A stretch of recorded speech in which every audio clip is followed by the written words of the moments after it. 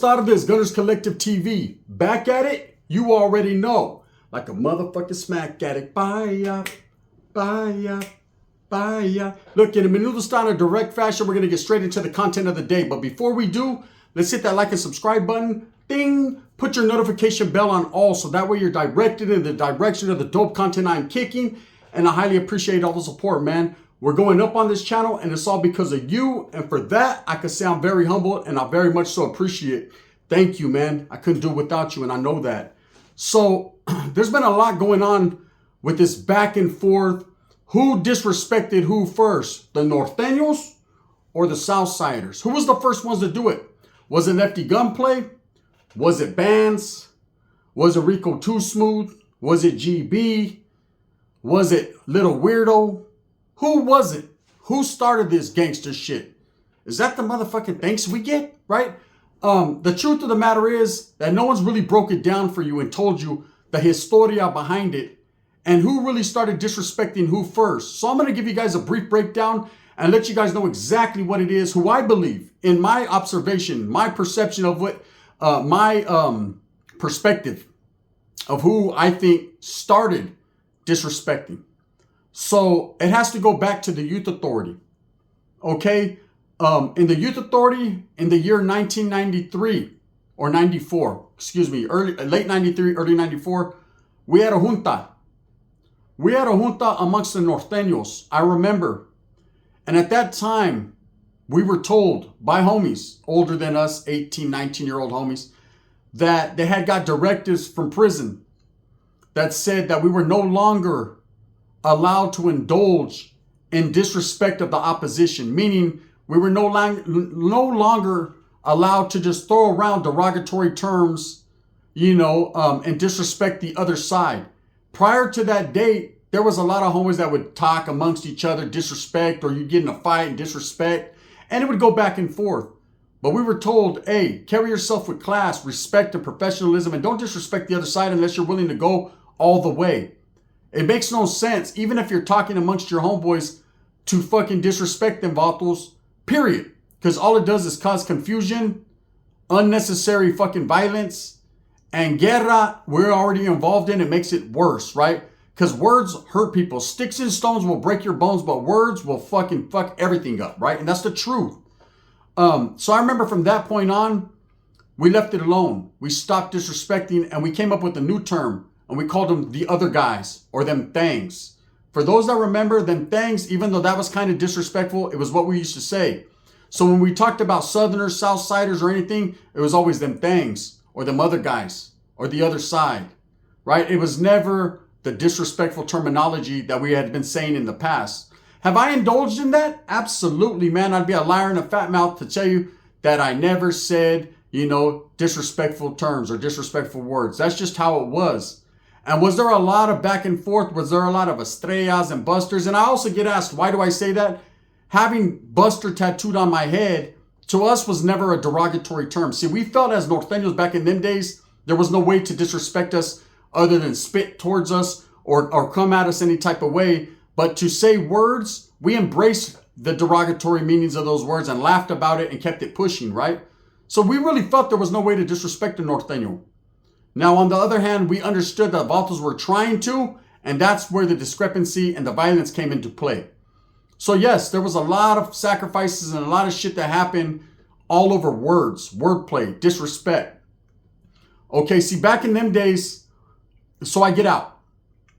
And there was still people that utilized them terms, that terminology. These were guys that had never been in prison, never been in the Youth Authority, never been anywhere. So they didn't know yet. This dictation had not hit the streets. So you would go around Northern California and still hear Southerners be called certain words, disrespectful terms. And I would lace the homeboys up, having been in the Youth Authority and now in and out of county jail about 18, 19 years of age. And I would say, hey, homes, we don't rock like that. We don't disrespect them vatos. That's them other vatos, right? Let them do their thing. And then a song comes out. A song comes out. And back in the days, let me rewind a little bit. Darkroom Familia was really pumping. But if you guys remember, like I remember, those of you that listened to Sir Dino and Darkroom Familia, and Darkroom Familia was just not Sir Dino from Tracy. Shout out to Pastor David Rocha now. It was other vatos like Eclipse de Modesto, the brothers from Hayward, Lowdown from Merced. A lot of these different groups that formed Darkroom Familia, albeit some of them were Norteños and Northerners, they were not pushing that in their music. They were not disrespecting Sureños. They were not doing that. They were more brown rag, brown pride, all that. You know, from the barrio with love. It was all focused on Chicanos and Mexicanos and brown pride. Okay? And then a song comes out from the Bay Area, a compilation CD called 17 Reasons, produced by Gold Toes. And in that compilation, there was a song, a very popular song. It blew up overnight and became very popular in Northern California, called Northside Soldier, sung by Mousy de San Fran, right? And in that song, he's telling you a tale and a story about a Norteño being incarcerated for the murder of a Southsider. Okay, and there was a lot of derogatory and disrespectful terms thrown around in that song. And when that happened, man, I'm not going to lie, Norteños were bumping that on every block, on every corner, because they felt the pride that, you know, in that song and the disrespect. I never liked it. I came from that junta. I came from that old school mentality of, damn, homie, if we're mad, just get off where you're mad at. Don't disrespect vatos. Just beat them down, right? Just handle your business. And, but it was being bumped a lot, right? Now, people ran with that. The disrespect started to turn up again, okay? Around the same time, there was also another CD that was dropped, okay? And there's a long history on to why this CD was dropped. And I can get into the history just a little bit. A CD was dropped called the GUN album, XIV to Eternity. And that song was basically a manifesto, or that album, excuse me. That album was produced and put out by individuals with the intentions of disrespect and ultimate eradication of Southsiders in Northern California. The powers that may be, the legends from up north decided that, or one in particular decided that in order to focus, you know, on the invasion that was happening and the growth of the Southside movement, the upstate movement in Northern California, they were going to speak to the youngsters the best way they knew how to, through a rap CD, right? And every song from top to bottom was very disrespectful towards the South. It had a message of violence, a message of we are being oppressed, our lands are being invaded, we need to get off where we're mad at. And it was also a message of unity and canalismo to all Norteños to come together throughout Northern California to eradicate the opposition, the other side, them things, them other guys. That's what it was for, right? Now, at the same time, although it was pushing a message of unity, and it pushed a lot of Norteños in the direction of El Norte law, which said no more red on red, no more crimes amongst fellow Norteños or Northerners, soldados. It also was a message, like I said, to brutalize or get on these guys' heads. And a lot of guys took it for that. And there was a lot of guerra, a lot of shit turned up in the streets. At that time, Southsiders were firmly established and did have grips on whole cities like Richmond, Vallejo, Atwater, certain cities, right? But the Norteño presence was all around them. So it definitely was war. Okay, now here's the thing about who started this North and South disrespect.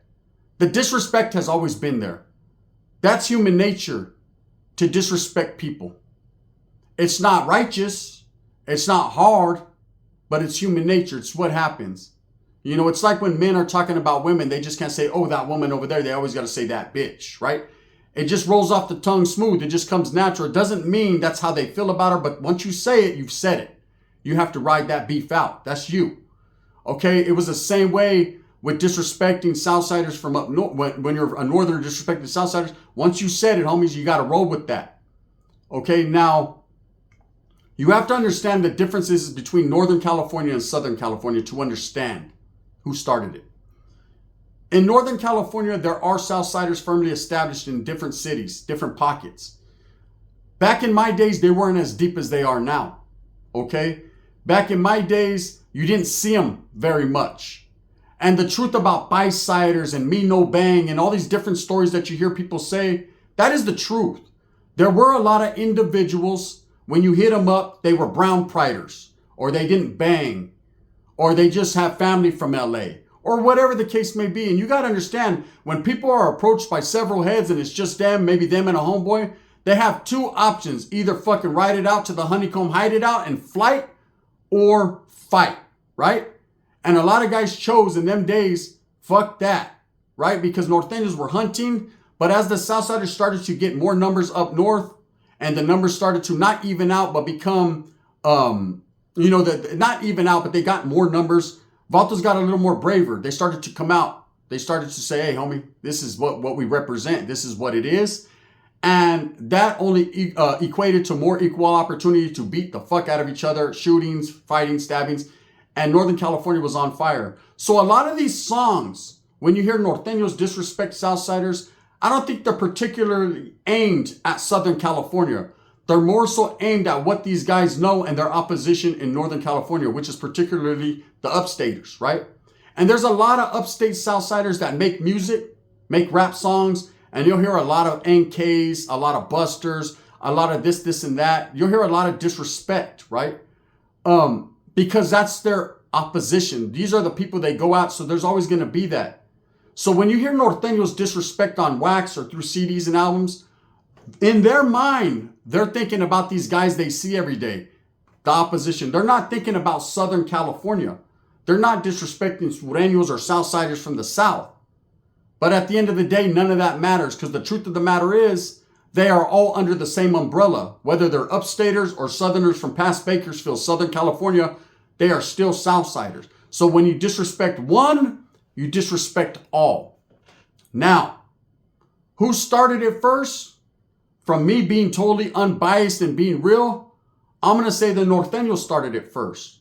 But again, I'm going to say, because you got to understand, a lot of Southerners from Southern California didn't really know about Norteños unless they were incarcerated or got stories told to them by their tios or their jefitos or their OGs that would get out of prison that would tell them stories about doing time or tiempo amongst the Northern collective, right?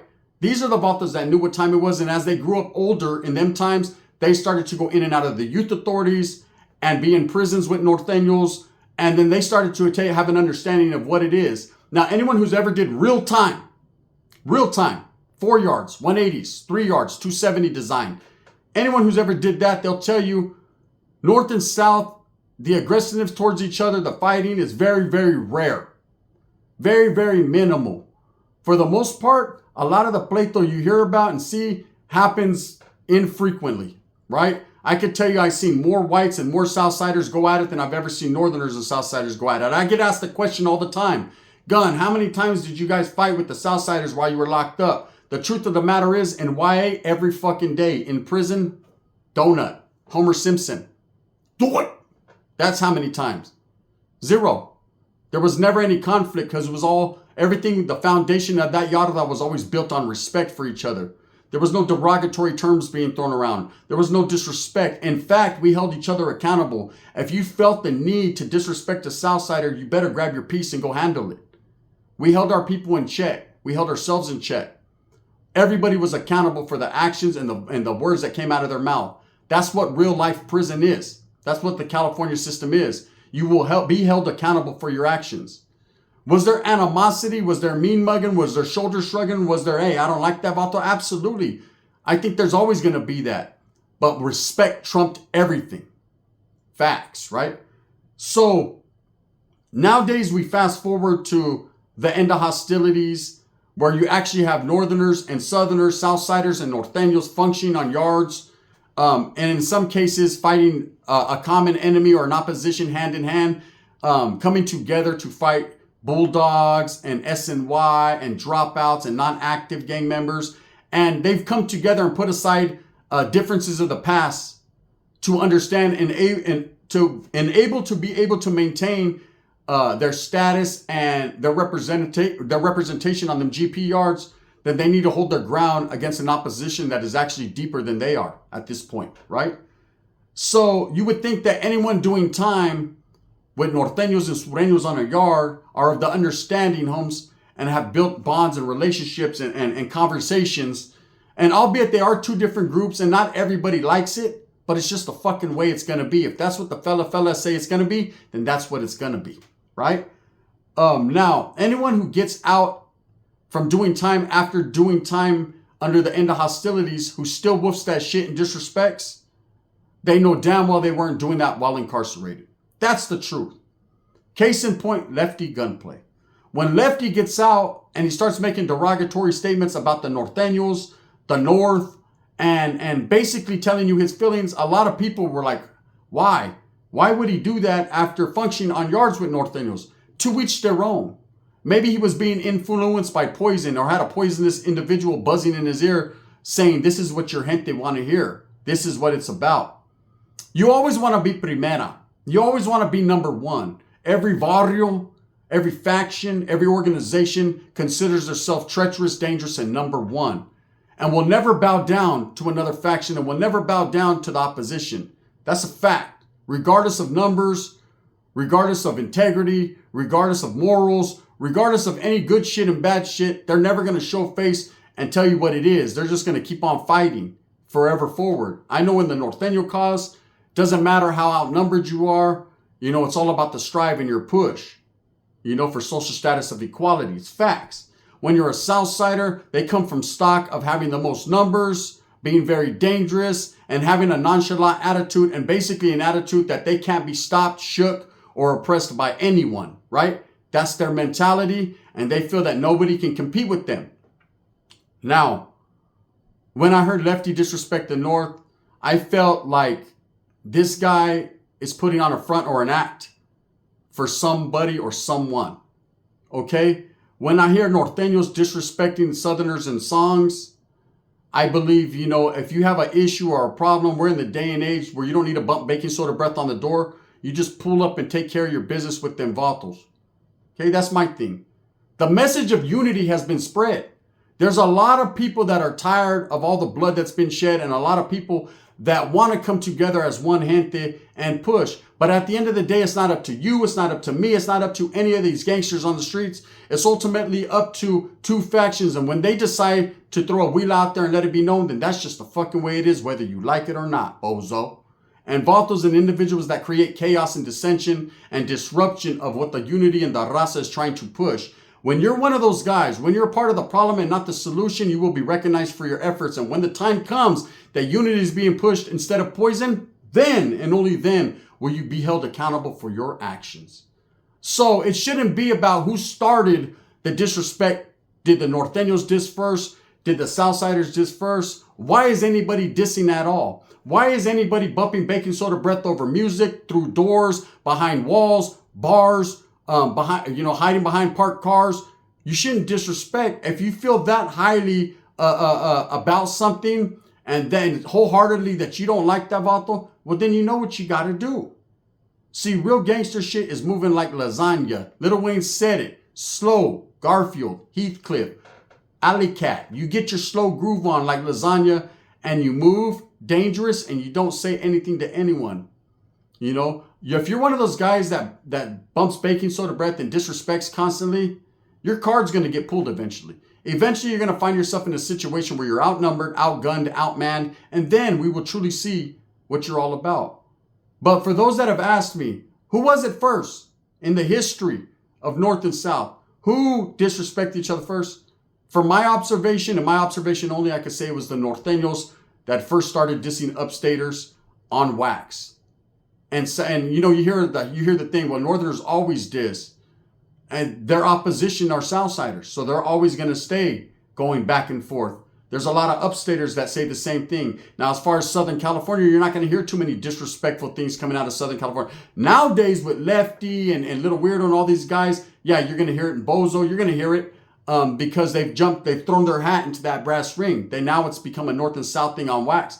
But prior to that, in Southern California, they were too busy disrespecting their enemigas or the next street over or the next barrio. They weren't even tripping on vatos that are 7.5 hours away. So when you hear Norteños disrespect, they're not disrespecting vatos from Southern California. They're disrespecting the vatos that are across the street from them. But of course, by them guys being under that umbrella, it's always going to seem that way. Okay? I wanted to touch on one other thing, one other topic. There was an individual in the live the other day. And I don't know where he got a history lesson, who told him what, where he got this from. But one of my subscribers, shout out to Cyfax, right? he asked me a question. He's like, hey, Guns, I was watching another channel, and he didn't name the channel, so I don't know what channel he was watching. And whatever channel he was watching, I wholeheartedly expressed to you, bro, that channel is boo-boo. Their history on certain things is no-go. Mierda, stinks, right? Because they don't have an understanding of the truth and reality and facts. The facts are what I'm about to give you. He asked me a question. The question was, hey, big dog. He said, I'm watching another channel, and they said Nortenos are dropouts from a big organization in Southern California, and that Nortenos are the first dropouts, and it's like this and it's like that. And I said, gotta pump the brakes on this one. Let me give you guys the facts. Nortenos were not even around, and Sureños were not even around when these big organizations were formed.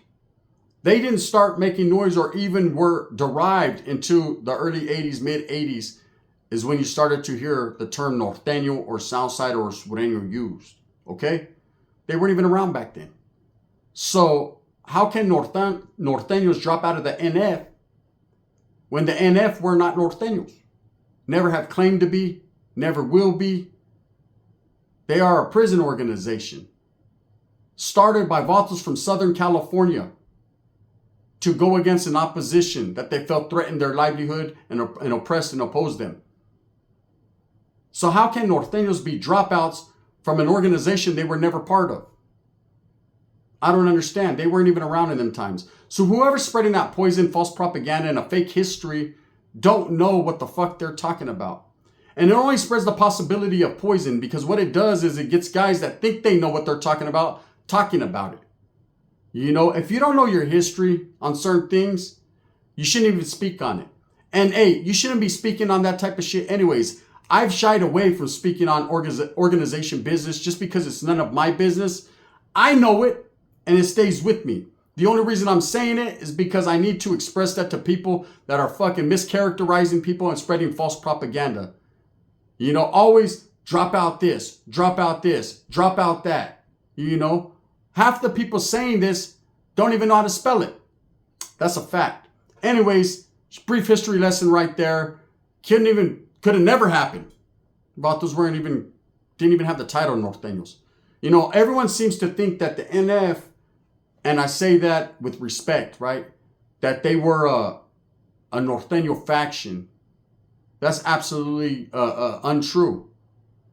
They were actually started by guys from Southern California. Santa Bruta, Chiques, Ontario Black Angels, several other gangas from Southern California. And I won't say the gangs, I'll say individuals that were from those barrios or started it. You know, later on, Black Bart, certain individuals from Gilas, Brown Bob, from Morgan Lomas, and these guys got involved. And little by little, they started to recruit Norteños that were not even around when it first started. So for the guys to say the Norteños dropped out of a Southern organization, it wasn't even a Southern organization. It was just an organization started by guys from Southern California. Anyways, learn your history before you speak on it. Who started the North and South beef? Who started the disrespect? That's up for interpretation. It starts the first time you hear it. It ends when you stop hearing it. Thumbs up or thumbs down. Heavy's going to be the head that wears the crown. I'm going to continue to strive and struggle for what I truly and honestly believe in. And that's giving you guys the real historia and the real deal, man. Uncut, unraw knowledge you can't get in college. And that's the truth. Real ones know. Bang, bang.